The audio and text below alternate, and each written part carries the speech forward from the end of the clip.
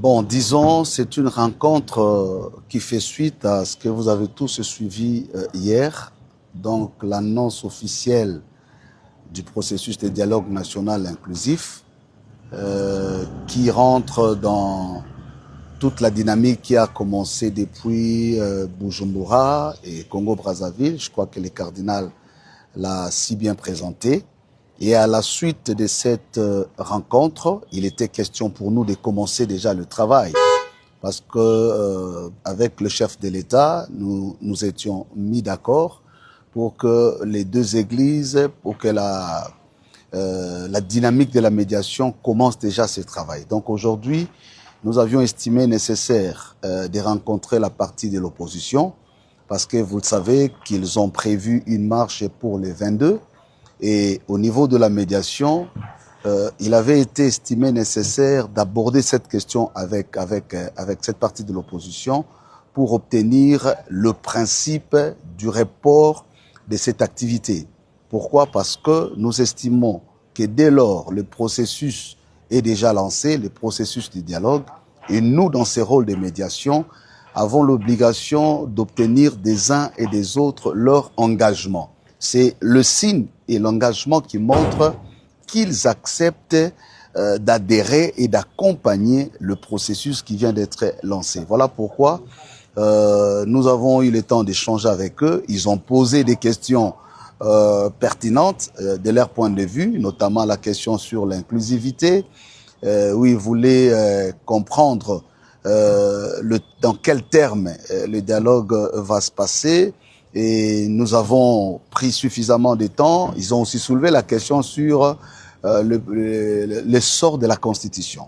Donc vous savez que leur dynamique a été mise en place en rapport avec la question constitutionnelle. Et donc il était de notre devoir de rassurer. Et ça c'est un point important sur lequel je voudrais insister. Cette initiative prise par le président de la République et qu'il confie à juste titre aux églises d'amorcer, relève d'une dimension pastorale.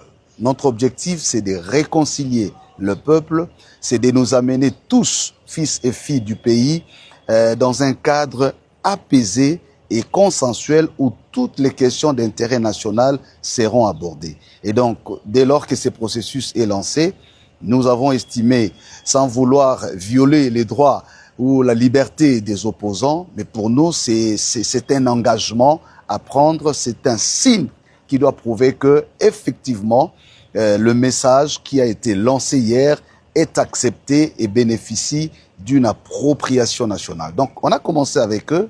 Nous allons voir d'autres acteurs qui sont impliqués dans cette dynamique. Donc, il n'y a pas que l'opposition représentée au sein de C64. Il y a beaucoup d'autres acteurs, comme vous le savez.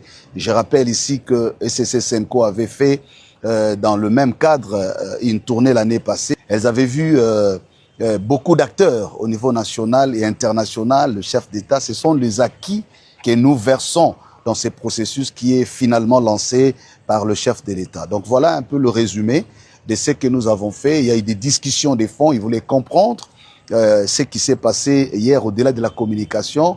Nous avons échangé et le but, comme nous le disons, c'est d'apaiser, c'est de mettre en confiance que les Congolais s'approprient de ces processus qui donne espoir, parce que processus porté par le chef de l'État et conduit par les églises, c'est déjà une dynamique importante à considérer en termes de symbolique. Lorsque le sacerdoce étatique se concilie au sacerdoce spirituel, nous pensons comme église, c'est déjà la voie du salut qui est en train de s'annoncer, et nous profitons de votre micro pour lancer justement cet appel à tous les fils et les filles du pays, comme cela a été dit, de pouvoir s'approprier de ces processus. Ce n'est pas les processus des églises seulement, mais c'est les processus du Congolais, du peuple congolais en général, et chacun de nous aura une contribution à apporter. Donc les uns les autres vont contribuer pour construire ces processus. Lorsque nous disons il doit être inclusif, l'inclusivité n'est pas simplement un terme générique. L'inclusivité est une construction. Donc nous devons tous construire ou participer à la construction de cette dynamique inclusive, et c'est alors que nous pouvons voir une issue heureuse et bénéfique pour le devenir commun de notre peuple et de notre pays. Bon, je pense que c'est précipité, ce serait prématuré d'engager. D'abord ici, nous ne voulons pas que ça donne l'impression des contradictions. Le ministre Mouyaya, dans son rôle de porte-parole du gouvernement, a communiqué. Nous ne sommes pas en train de faire la guerre des médiations. Je pense que l'essentiel ici à retenir, c'est dans cette communication qui consiste à dire le chef de l'État a levé l'option d'engager le pays dans un dialogue national et inclusif. Ça, c'est le premier mot-clé. Deuxième mot, c'est que ce dialogue doit permettre la cohésion nationale, la réunification du pays et lancer justement le devenir commun. Troisième mot-clé, toutes les questions d'intérêt national seront débattues dans le cadre de ces dialogues pour que nous nous approprions en tant que nation. Je crois que c'est ça la communication essentielle à retenir pour éviter d'aller dans le sens des polémiques. Il n'y a pas de polémique à faire. Le chef de l'État a levé l'option d'engager le pays.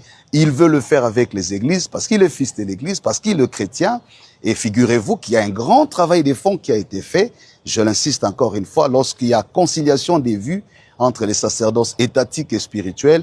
Donc ce n'est plus l'affaire d'individus, ça devient l'affaire de la nation. Et ce que nous attendons, c'est que les uns les autres se prédisposent à s'engager dans ces processus, parce que ce n'est pas le processus uniquement des églises, c'est le processus de la guérison de la nation, de la réconciliation, de l'unité nationale, pour que la paix revienne, pas seulement pour un temps, mais une paix durable en RDC et la stabilité dans la région des Grands Lacs. L'important aujourd'hui, c'est de voir ce que nous construisons ensemble comme nation. L'effort que nous avons, c'est d'éviter la subjectivation. Ça ne doit pas donner l'impression, voilà, c'est pas une compétition. Je crois que ce que l'ECC, la CENCOM proposé était une contribution. Et si cette contribution rencontre d'autres contributions pour être aujourd'hui présentée en termes d'un processus national inclusif, donc de ce point de vue, je pense que c'est la nation qui doit gagner, c'est la finalité qui doit compter et non des particularités et des subjectivités.